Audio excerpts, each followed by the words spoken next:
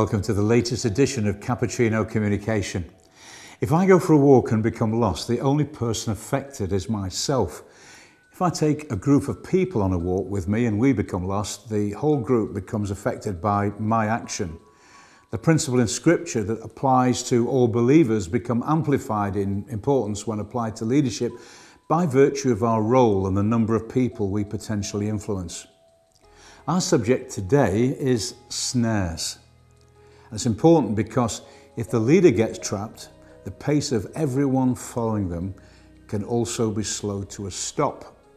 Psalm 91 talks about the fowler's snare, a bird that is born to fly and to soar, is brought down by a net and grounded. And that's what happens to the leader who is trapped and whose destiny is thwarted. The first snare that we'll consider is mentioned in Proverbs 29 verse 25 when it's designated the fear of man.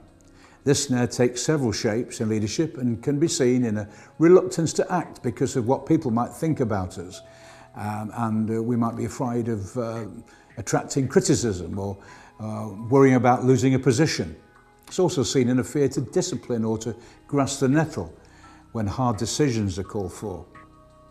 And then there's the snare of wrong priorities that Moses is cautioned about in Exodus 34 verse 12 when he's warned about the seduction of idolatry. Well, today the objects are not carved in wood or stone, but take the form of possessions or positions, the desire to hold on to a role for its own sake or for the prestige that's associated with it. In Proverbs 7, Solomon speaks about the snare of inappropriate relationships. In the past, the male leader was warned of the three primary arrows that can bring him down as being gold, girls, or glory. Certainly, there can be no one listening to this who hasn't heard of some point of the tragic news of a powerful spiritual leader who was rendered ineffectual in ministry because of sexual sin. Then there's the snare of uncontrolled temperament. This person is referred to in Proverbs 18 verse 7 as a fool whose mouth is his undoing and a snare to his soul. All of us have said something in an unguarded moment that we've later lived to regret, but when this becomes a character trait, then a very real problem's present. This occurs in the ill-tempered, the insecure and the dominating, people who are being continually caught in their own mouth traps. Christian leaders do not need to go to a host of seminars on the subject about how to be free of these. We simply need to look at the list of the fruit of the Spirit and adopt it as our benchmark. How many elders' meetings are being brought to a standstill, the effect of a snare when unkind comments have been made?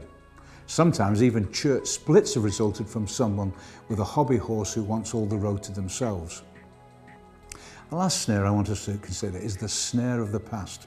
And it comes in two guises: the snare of past problems and the snare of past blessings. When it comes to past mistakes, and we've all made them, I love the words of Paul to the church in Philippi when he says, forgetting the things that are behind, press on to the mark. When we've made mistakes and done our best to remedy them, it's time to move on. One of the names of the devil is the accuser of the brethren. He's always to be sure to remind us of our failures in order to hamper our progress or to ensnare us. And so we won't attain the destiny God's got for us. Well, let's do a job for him. You failed, well, let's get over it and get on with it. But past blessings can become a hindrance too. The same bronze serpent that brought deliverance in Numbers 21 brought a curse in 2 Kings 18. The past should be honoured, not worshipped. That's why Ecclesiastes 7 verse 10 says, do not say, why were the old days better than these? For it's not wise to ask such questions.